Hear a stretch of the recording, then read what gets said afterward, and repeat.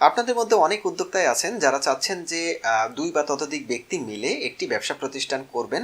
তো ওই ব্যবসাটির জন্য আপনারা কোম্পানি করতে চাচ্ছেন না, যেহেতু কোম্পানিতে আইনগত জটিলতা বা লিগ্যাল প্রসিডিউরগুলো একটু কঠিন। অনেকেই হয়তো বা চাচ্ছেন যে একটু সহজ সরলভাবে তাদের ব্যবসায়িক কার্যক্রমগুলো পরিচালনা করে যাবেন। এর জন্য আপনারা অংশীদারি চুক্তিপত্র বা অংশীদারি ব্যবসা প্রতিষ্ঠান করতে চাচ্ছেন। তো এই অংশীদারি ব্যবসা প্রতিষ্ঠান বা অংশীদারি চুক্তিপত্র করতে গিয়ে আপনাদের মনে কিন্তু কিছু কমন প্রশ্ন থাকে। এর মধ্যে প্রথম যে কমন প্রশ্নটি সেটি হচ্ছে অংশীদারগণ, অর্থাৎ যারা যারা অংশীদার থাকবে তারা কে কোন পদে থাকতে পারবে, বা কেউ চাইলে চেয়ারম্যান থাকতে পারবে কিনা, বা কেউ ম্যানেজিং ডিরেক্টর থাকতে পারবে কিনা, এই ধরনের কোনো বাধ্যবাধকতা আছে কিনা। দ্বিতীয় যে কমন প্রশ্নটি আপনারা করে থাকেন যে প্রতি বছর কি এই অংশীদারি প্রতিষ্ঠানের নামে ট্যাক্স দিতে হবে কিনা, একই সাথে যারা যারা অংশীদার আছে তাদের জন্যও কি পৃথক ট্যাক্স দিতে হবে কিনা। এরপরে তৃতীয় যে কমন প্রশ্নটি করে থাকেন সেটি হচ্ছে এই যে যারা যারা ট্যাক্স দিবে অংশীদারি প্রতিষ্ঠানের নামে, এই ট্যাক্স দেওয়ার জন্য কি এই অংশীদারি প্রতিষ্ঠানের নামে কোনো অডিট রিপোর্ট প্রস্তুত করতে হবে কিনা। তো এই 3টি গুরুত্বপূর্ণ প্রশ্নের উত্তর নিয়ে আজকের ভিডিওতে আমি আপনাদের সাথে আলোচনা করার চেষ্টা করব।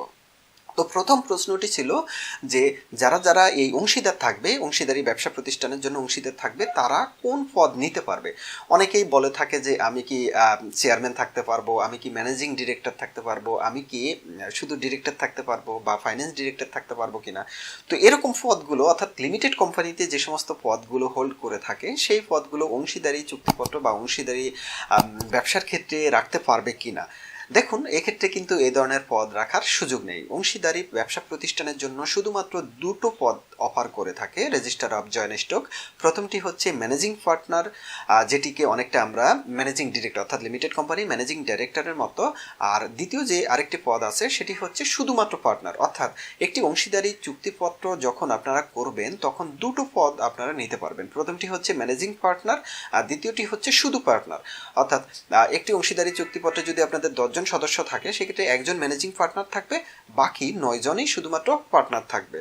এরপরে দ্বিতীয় যে প্রশ্নটি আপনাদের যে অংশীদারি ব্যবসার জন্য আমরা কি প্রতি বছর আয়কর দিতে হবে কিনা। হ্যাঁ, আপনাদের প্রতি বছরই কিন্তু আয়কর দিতে হবে প্রতিষ্ঠানের নামে। সেক্ষেত্রে আপনাদের প্রথম কাজ হচ্ছে যখন অংশীদারি চুক্তিপত্রটি করবেন, করার পরবর্তীতে এই অংশীদারি চুক্তিপত্রটি দিয়ে আপনারা একটি টিন সার্টিফিকেট অর্থাৎ ওই প্রতিষ্ঠানের নামে একটি টিন সার্টিফিকেট করে নিতে হবে। টিন সার্টিফিকেট করার পরবর্তীতে ওই অংশীদারি প্রতিষ্ঠানের যা আয় হবে সেটির উপর কিন্তু প্রতি বছর এই অংশীদারি প্রতিষ্ঠান ট্যাক্স দিবে। এবং আপনারা যারা যারা অংশীদার আছেন, আপনারা ধরুন 5 জন আছেন, 5 জনেরই কিন্তু পৃথক পৃথক অর্থাৎ ইন্ডিভিজুয়াল ট্যাক্স কিন্তু আবার দিতে হবে। সুতরাং ব্যবসা প্রতিষ্ঠানের নামে পৃথক একটি ট্যাক্স দিতে হবে, আবার আপনারা যারা যারা ইন্ডিভিজুয়াল মালিক আছেন তাদের কিন্তু পৃথক ট্যাক্স দিতে হবে।